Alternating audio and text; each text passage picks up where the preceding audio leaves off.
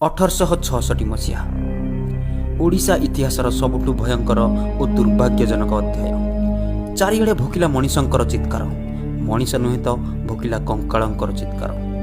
रास्ताघाट चारिआडे कुढ़कुड़ शवंक पटुआर। ए बेला शबकु कांधर नहीं मशाणी जाउथुवा लोकटी आर बेला को निजे शव पलटि गलाणी। खाद्य विकल चारिआडे अन्नंग देहीर करुण चित्कार।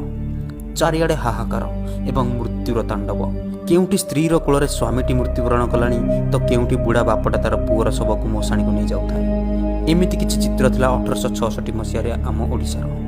तेबे आसंतु बंधुगण एही वीडियो रे जानिबा काहेकि किपरि होइतिला एवं किपरि अंत हला 9 अंक दुर्भिक्ष।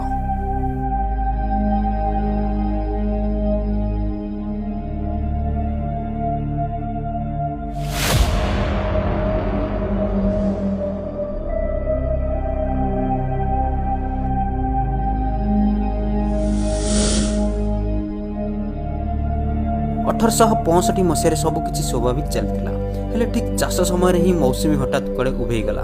आकाशरू वर्षा हजिगला, जहाँफल कि राज्य में मरुड़ी पड़ा एवं धान उत्पादन बहुत कम परिमाण है। सेतेबेले शासन करुवा इंग्रेज सरकार बेंगल बोर्ड ऑफ रेवेन्यू मरुड़ीर क्षयक्षति आकलन और मरुड़ी प्रपीड़ित लोकों संख्या सठिक भाव हिसाब कर जहाँफल कि 1866 मसीहा मई मास सुधा राज्य में गच्छित थिबा खाद्य सरीगला एवं तापरे प्रबल वर्षा होई बन्या आसीगला एवं एही बन्या लोकमानंक पाखरे संचित थिबा शेष खाद्य को मध्य बसाई नेला एवं तापरे आरंभ होई गला दुर्भिक्ष। चारिआडे हाहाकार, रास्ताघाट चारिआडे कुढ़कुड़ शवंक पटुआर।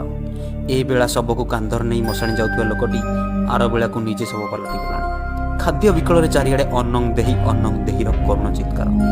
चारिआडे हाहाकार एवं मृत्युर तांडव।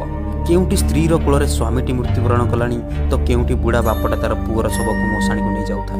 1866 मसीहा होइथाय पुरीर गजपति महाराजा दिव्य सिंह देवंक राजत्वर 9म वर्ष। सेतिपई एही दुर्भिक्षर ना दियागला 9 अंक दुर्भिक्ष। एभली भयावह दुर्भिक्षर इतिहास रे कोनोसी पटांतर नाही। भारतर पूर्वांचल मांद्राजर उत्तर को 1,80,000 माइल व्यापी स्थान में प्राय 47 नियुत लोक एही दुर्भिक्षर शिकार होइथिले। ओडिशा रे एहार प्रभाव सबुठारु अधिक थिला, कारण ओडिशा देशर अन्यान्य स्थान ठारु दूर थिला एवं ओडिशा को गमनागमनर सुविधा मध्य नथिला। रास्ताघाटर अवस्था शोचनीय थिबारु खाद्य जोगाण मध्य सठिक भावे होई परिला नाही, जहाँफल कि खाद्य अभाव में लोक मैंने पोकमाछी परी मरवाक लगिले। लोक मैंने खाइबाकु न पाई गछर डालपत्र मध्य खाइबाकु लगिले, जहाँफल कि अखाद्य खाई कलेरारे मध्य अनेक लोक मृत्युवरण कले। सेतेबेलेर इंग्रेज सरकार 10,000 टन चाउल आमदानी करी जोगाइले, किंतु स्थलपथरे खराब पाग और खराब रास्ता जोगु खाद्य जोगाण संभव होई पारला नाही।